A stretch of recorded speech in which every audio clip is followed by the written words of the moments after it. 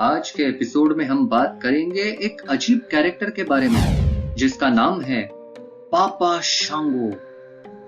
1992 में जब लोगों ने पापा शांगो को देखा तो सब हैरान हो गए। चलिए जानते हैं इनके बारे में कुछ रोचक बातें।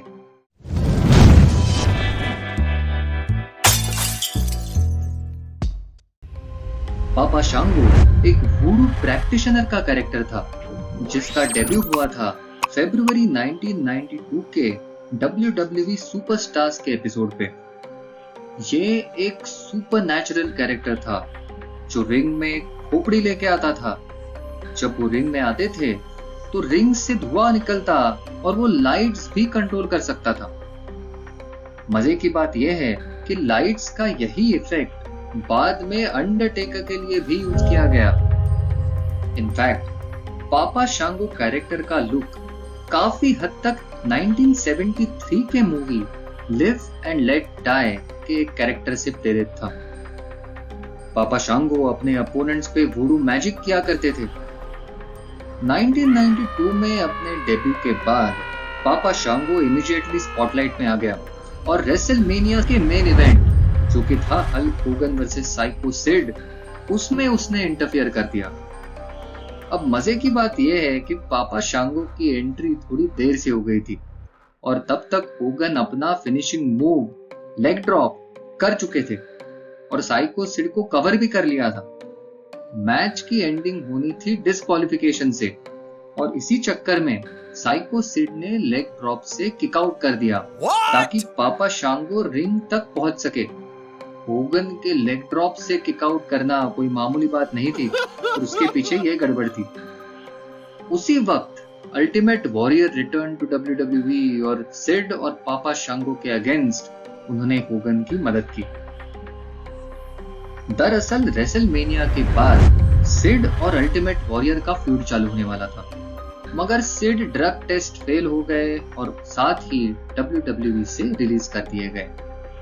इसकी वजह से सिड की जगह पापा शांगो को अल्टीमेट वॉरियर के सामने लाया गया। Somehow this angle went nowhere क्योंकि ultimate warrior challenged macho man Randy savage for WWE championship SummerSlam 1992 में। इसी इवेंट पे पापा शांगो ने रेसल किया टीटो सैंटाना को, जो कि एक डार्क मैच था, मतलब ऑफिशियल समरस्लैम के कार्ड में नहीं था और ब्रॉडकास्ट भी नहीं किया गया था। फिर जब नवंबर 1992 में अल्टीमेट वॉरियर और पापा शांगो का मैच होना था तब वॉरियर WWE से जा चुके थे। इसी बीच सैटरडे नाइट मेन इवेंट के एक एपिसोड में पापा शांगो ने ब्रेट हार्ट को WWE चैंपियनशिप के लिए चैलेंज किया, लेकिन टाइटल जीतने में वो नाकाम रहे। पापा शांगो का लास्ट पेपर व्यू अपीयरेंस था 1993 के रॉयल रंबल में, जहां वो महज 30 सेकंड्स में एलिमिनेट हो गए।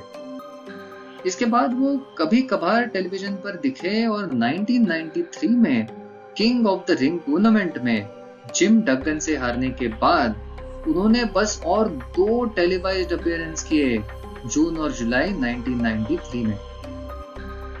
पापा शांगो कैरेक्टर की काफी आलोचना हुई थी और रेसलिंग ऑब्जर्वर न्यूज़लेटर ने 1992 में इसे 2 अवार्ड भी दिए थे, वर्स्ट गिमिक और मोस्ट एम्बैरेसिंग रेसलर, सबसे शर्मनाक रेसलर। कहा जाता है WWE एग्जीक्यूटिव पैट पैटरसन को ये गिमिक बिल्कुल पसंद नहीं था और इसी के लिए इसे खत्म कर दिया गया। अब ब्रेट हार्ट को पापा शांगो कैरेक्टर पसंद आया था और उनका रेसलिंग स्टाइल भी पसंद था, मगर उन्हें अल्टीमेट वॉरियर के साथ वो एंगल पसंद नहीं था जिसमें वॉरियर पर वुडू जादू टोना किया गया था। रूमर्स थी कि 1994 में पापा शांगो के कैरेक्टर को वापस लाया जाएगा बॉब बैकलिन के अगेंस्ट, मगर ये रूमर्स ही रह गए। 1997-1998 जब एटीट्यूड एरा पीक पे था, फिर से प्लान बना था पापा शांगो को वापस लाने का। इस बार ये काफी सीरियस और डरावना सिनिस्टर कैरेक्टर होने वाला था, मगर विंस मैकमैन ने प्लान चेंज कर दिया और जैसा कि आप जानते हैं पापा शांगो के पीछे का रेसलर चार्ल्स राइट कामा मुस्तफा के रूप में आ गया और उन्होंने नेशन ऑफ डोमिनेशन ज्वाइन कर लिया। इसी कैरेक्टर ने बाद में रूप लिया द गॉडफादर का, और rest as you know is history. Godfather 2016 में WWE हॉल ऑफ फेम में इंडक्ट हुए। मैं आज भी सोचता हूँ कि क्या होता अगर 1997 में पापा शांगो कैरेक्टर वापस आ जाता।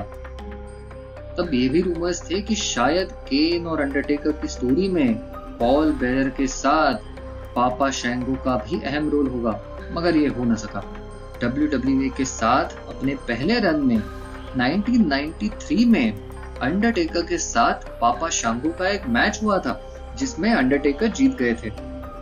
सोचिए यही कैरेक्टर एक सीरियस ट्विस्ट के साथ एटीट्यूड एरा में वापस आता तो क्या कहर मचाता। आपको क्या लगता है, क्या आप पापा शांगो वर्सेस अंडरटेकर, या पापा शांगो वर्सेस केन, या Papa Shango versus Big Show attitude era में देखना पसंद करते? कमेंट सेक्शन में बताइए। इसी के साथ वीडियो पसंद आया तो लाइक कीजिए और चैनल को डेफिनेटली सब्सक्राइब कीजिए। मिलते हैं ऐसे ही एक इंटरेस्टिंग वीडियो के साथ अगले हफ्ते।